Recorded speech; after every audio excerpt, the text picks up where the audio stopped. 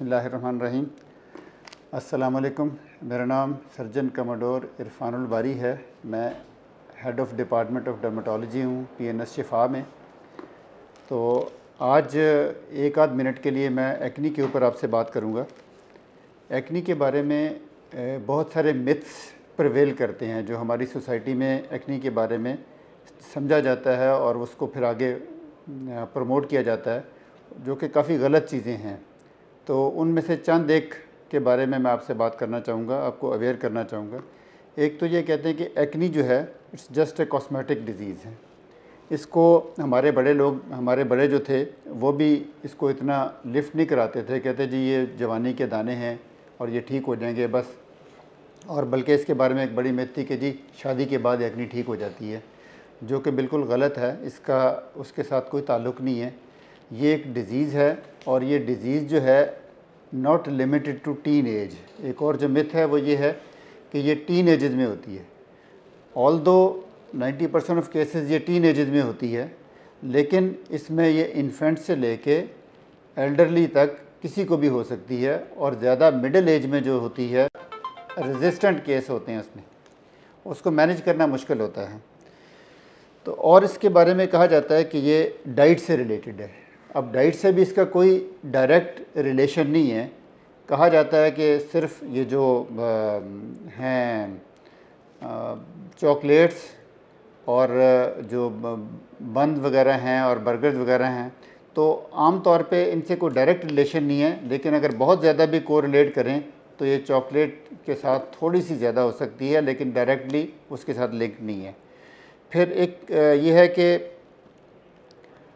कि मेकअप से होती है। डेफिनेटली अगर मेकअप लो क्वालिटी का यूज़ किया जाएगा, कॉमेडोजेनिक होगा, तो उससे हो सकती है। अदरवाइज़ एक गुड क्वालिटी मेकअप से एक्नी नहीं होती है।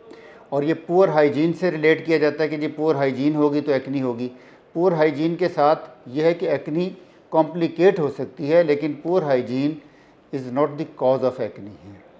तो उसको एक्नी को कॉम्प्लिकेट कर सकती है।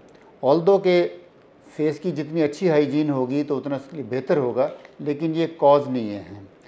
और फिर ये भी हमारे इसमें कहा जाता है कि शायद ये जो लोग शुगर ज़्यादा इस्तेमाल करते हैं उनको एक्नी होती है। तो ये भी दिस इज़ ऑल्सो रॉन्ग, और ये भी एक मिथ है। और फिर कहते हैं जी कि पानी बहुत ज़्यादा पिए तो एक्नी कम होगी। पानी ज़्यादा पीना स्किन के लिए अच्छा है, लेकिन ये एक्नी इससे कंट्रोल नहीं होगी। तो एक्नी को कंट्रोल करने के लिए, और फिर एक और चीज़ है कि ये सीज़नल होती है, शायद कुछ सीज़न में होती है नहीं, और ये भी गलत है, ये भी एक मिथ है।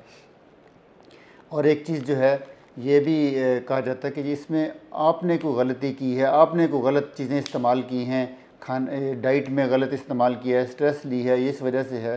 तो acne is none of your fault. ये आपका कोई फॉल्ट नहीं है इसमें। ये एक बायोलॉजिकली एक है फिनोमेना है, और उसमें एग्जेजरेट जब हो जाता है तो फिर एक्नी होती है। एडोलेसेंट्स में ज़्यादा कॉमनली होता है। अब इसमें यह कि जब हो जाए एक्नी तो क्या करना है, इसमें एक तो ये कि मिथ्स के पीछे नहीं चलना, और एक प्रॉपर क्वालिफाइड डर्मेटोलॉजिस्ट को इस सिलसिले में कंसल्ट करना चाहिए, ताकि आपको जो इसके सीक्वेंसेस है ना उससे बचा जा सके। एक्नी तो होगी, लेकिन एक्नी को अगर मेल ट्रीट किया गया या उसको मिसमैनेज किया गया तो उसके फिर लॉन्ग टर्म जो हैं वो उसके कॉन्सिक्वेंसेस हैं, और उसका जो इंसान की जो शख्सियत है उसके ऊपर इतना नेगेटिव इफ़ेक्ट आता है कि आपका कॉन्फिडेंस लूज़ कर देते हैं, और उसके साथ आप सोशली आइसोलेट हो जाते हैं एक्नी वाले, और डिप्रेशन में चले जाते हैं। तो ये सारी चीज़ें जो है इसके कॉन्सिक्वेंसेस में। तो इसको अगर एडिक्वेटली और प्रॉपरली मैनेज किया जाए और with advice of qualified consultant dermatologist, तो तब इसके जो कॉन्सिक्वेंसेस हैं उससे मुमकिन तौर पे उससे बचा जा सकता है। तो इसलिए गुजारिश यही है कि एक्नी के बारे में एक तो अपने अपने मिथ्स क्लियर कर लें, और दूसरा ये है कि इसको होम रेमेडीज़ या किसी के कहने सुनने के ऊपर फ़लाँ ने ये इस्तेमाल किया था तो मैं भी इस्तेमाल कर लूँ, तो ये इस किस्म की गलती ना करें। और एक और चीज़ जो इसमें ज़रूरी है वो ये कि जिसको एक्नी होती है उसमें वो ज़्यादा कंसर्न होते हैं स्पॉट्स के लिए, कि जी हमारे ये स्पॉट्स ख़त्म हो जाएँ।